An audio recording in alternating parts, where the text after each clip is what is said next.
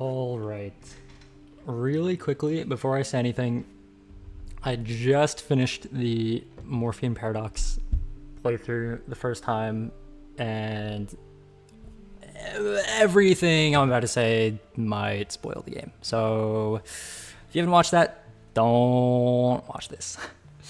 So, that said, after I finished the game, naturally as one does, I was just thinking, just about the game, and I'm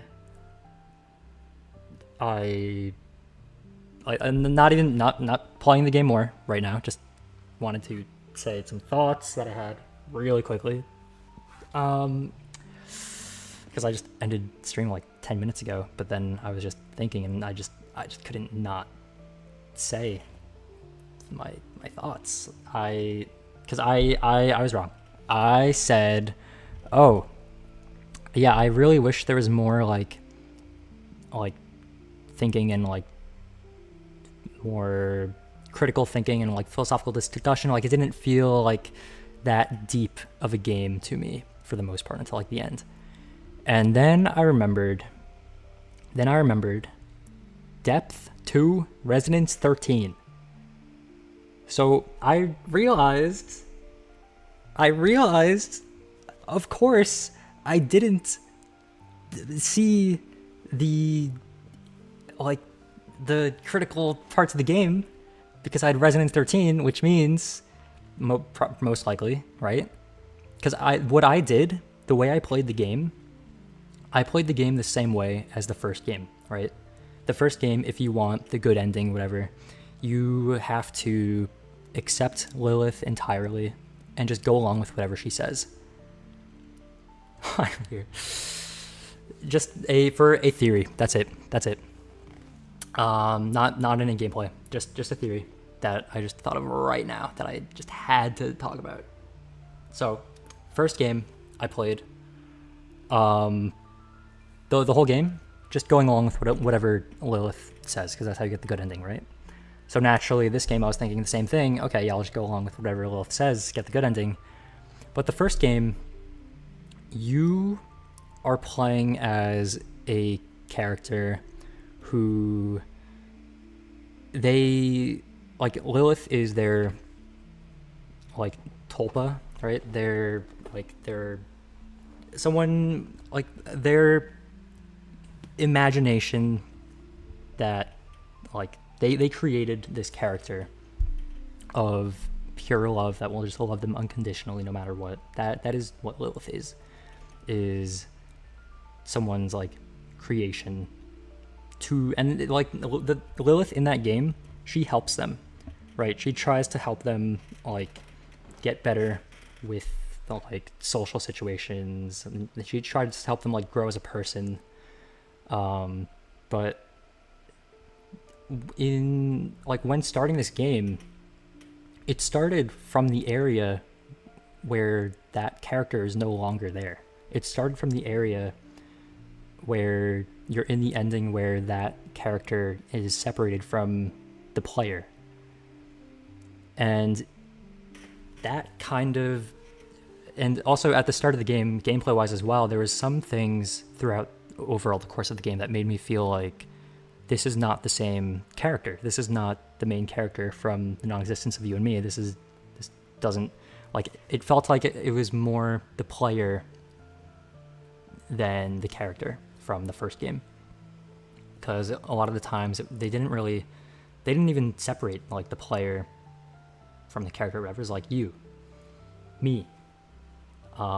So that kind of leads into the theory that in this game, it is not Lilith helping the main character.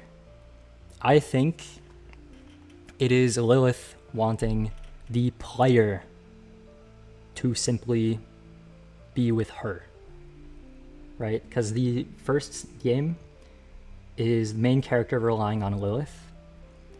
But then I think over time, what if Lilith has become reliant on the player? What if that is her validation for existence. Because like at the end of that, at the end of the non-existence of you and me, it's Lilith at a table with the player, not with the main character who she was helping along with the player, talking directly to the player. And even when like her 20 minutes runs out, she kind of laments the fact that she can't be with the player longer. Here, even on the main screen, she's looking at the player. She is here. She put herself here so that she could be with the player.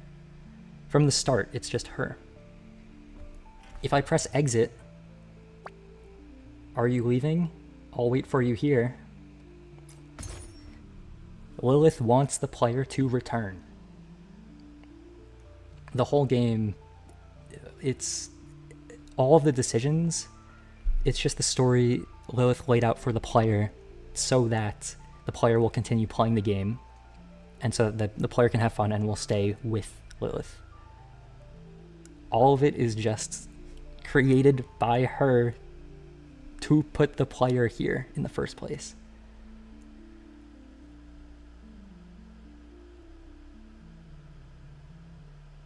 But that's just a theory.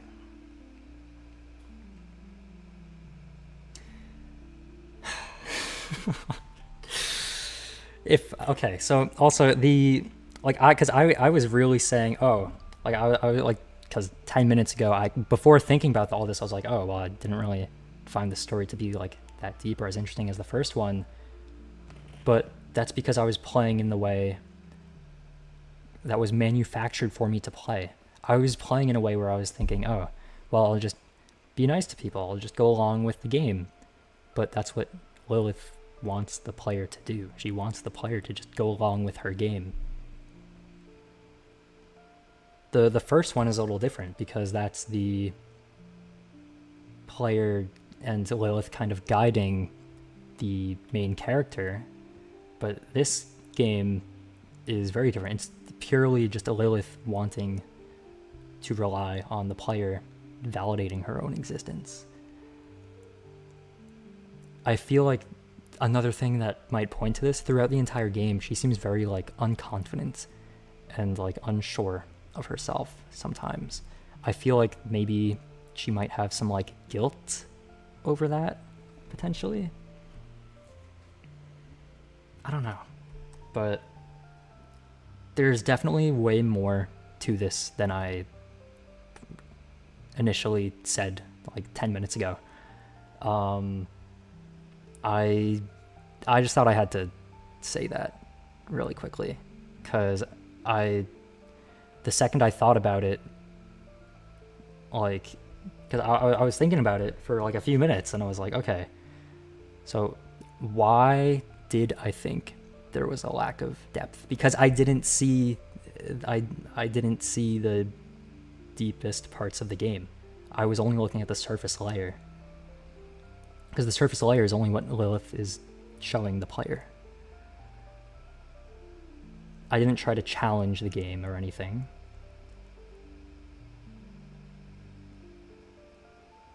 I just kind of went with the story. But that's what Lilith wants.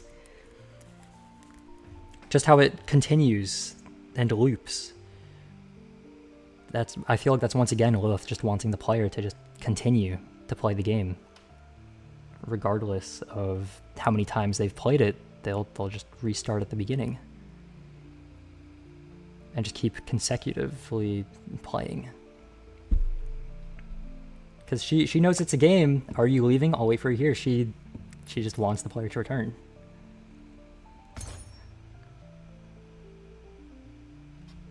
Okay. That's all.